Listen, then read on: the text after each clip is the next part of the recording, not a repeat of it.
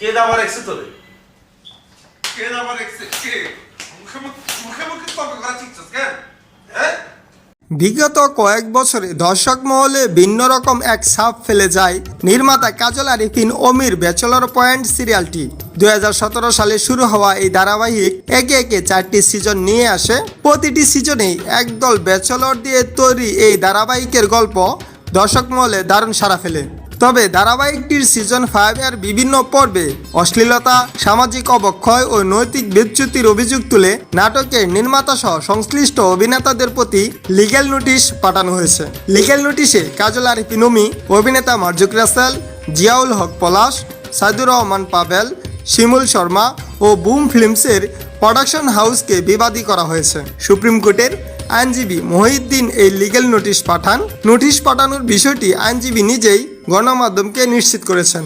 Supreme কোর্টের আইনজীবী মহিউদ্দিনের পাঠানো লিগ্যাল নোটিশে বলা হয়েছে, ব্যাচেলর পয়েন্ট নাটকের 5ম সিজনের 1 থেকে 8 পর্বে এমন বহু সংলাপ রয়েছে যা অশ্লীল, ডাবল মিনিং এবং সমাজে বিশেষ করে কিশোর তরুণীদের উপর নেতিবাচক প্রভাব ফেলেছে। নোটিশে উল্লেখ করা হয়, নাটকের সংলাপে ড্যাট, 19-20 টাকা হলে সীসা খেতে পারতাম ইত্যাদি নিয়ে এমনভাবে কথা বলা হয়েছে যা নীতি নৈতিকতার পরিপন্থী। পাশাপাশি ফিমেল, কিডনি, দই নাটকের ইত্যাদি ডায়লগগুলো তরুণদের মুখে মুখে ঘুরছে যা সামাজিক শালীনতা ও পারিবারিক রুচির পরিপন্থী। এমন সংলাপ নারীদের অবমাননা করে বলেও দাবি করেছেন তিনি।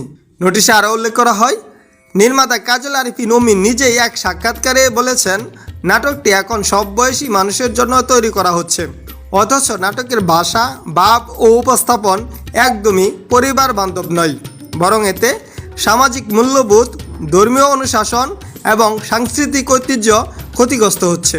আইনজীবী মহিউদ্দিন আরও বলেন, জাতীয় সম্প্রচার নীতিমালা 2014 এবং জাতীয় অনলাইন গণমাধ্যম নীতিমালা 2017 অনুযায়ী শিশু ও কিশোরদের মানসিক গঠনে নেতিবাচক প্রভাব ফেলে এমন কন্টেন্ট প্রচার করা অপরাধ। অথচ এই নাটকে একের পর এক অশ্লীল ও আপত্তিকর সংলাপ সামাজিক যোগাযোগ মাধ্যমে ভাইরাল হচ্ছে এবং সেগুলো কিশোরদের আচরণ ও ভাষায় স্থায়ী প্রভাব ফেলেছে। নোটিশে 7 কার্য দিবসের মধ্যে নাটকের বিতর্কিত সংলাপ ও ভিডিওগুলো অনলাইন প্ল্যাটফর্ম থেকে সরিয়ে নেওয়ার আহ্বান জানানো হয়, অন্যথায় আইনি পদক্ষেপ নেওয়ার ঘোষণা দেন নোটিশদাতা।